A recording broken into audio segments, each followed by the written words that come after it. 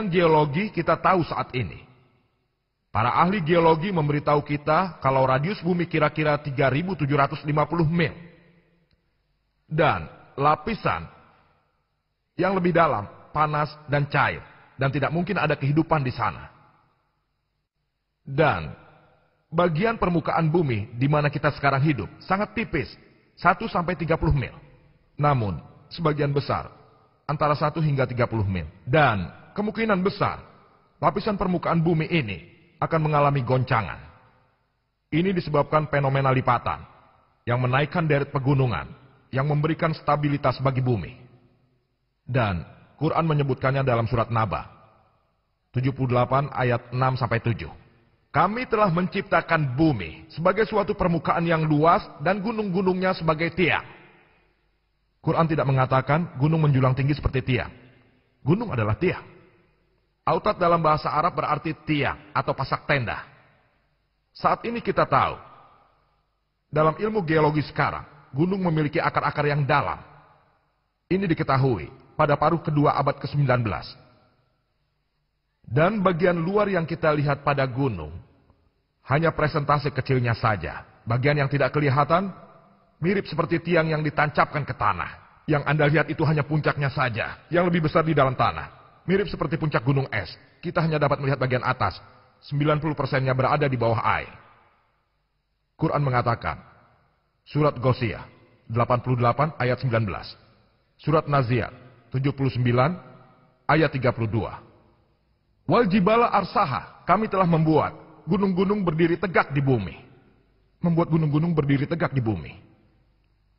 Saat ini, setelah majunya geologi modern, Dr. William Campbell justru mengatakan, kalau teori platektonik lah yang dikemukakan tahun 1960, yang menyebabkan naiknya deret pegunungan. Para ahli geologi saat ini mengatakan kalau gunung dapat menstabilkan bumi. Memang tidak semuanya, tapi sebagian besar mengatakan demikian. Saya tidak menemukan satupun buku geologi, dan saya menantang Dr. William Campbell untuk membuat satu buku geologi tanpa bantuan ahli geologi walaupun sebenarnya tidak berpengaruh. Tidak sama sekali. Koresponden pribadinya Dr. Kate Moore. Ada bukti dokumentasinya.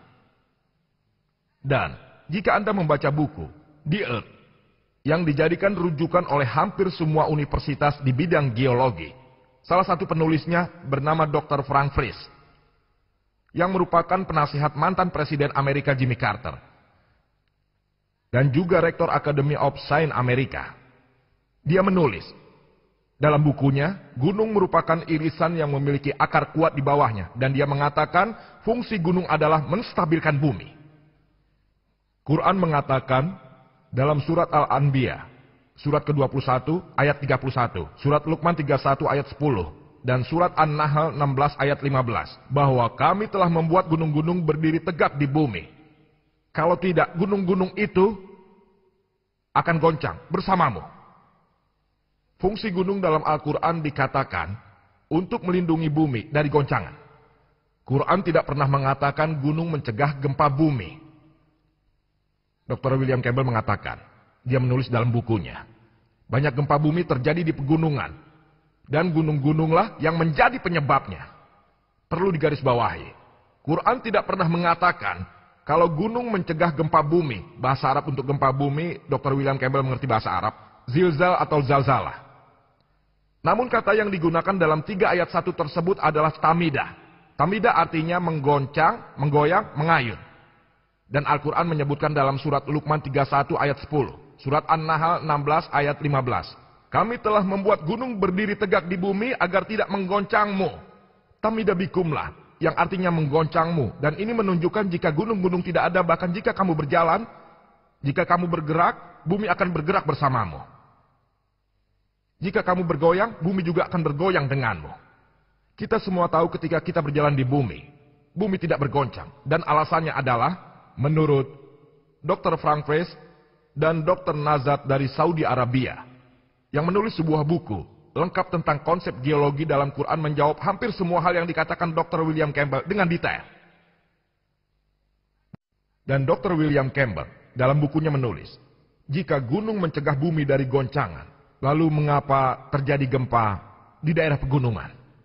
Saya jelaskan. Quran tidak pernah mengatakan gunung mencegah gempa bumi. Gempa itu zilzal. Dan jika Anda melihat di definisi kamus Oxford, dikatakan bahwa gempa disebabkan oleh ledakan kulit luar bumi karena pelepasan tekanan gelombang seismik.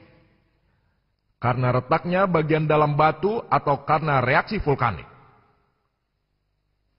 Quran mengatakan tentang zalzala dalam surat Zalzal. Namun di sini Quran mengatakan tamida bikum, untuk mencegah bumi bergoncang bersamamu.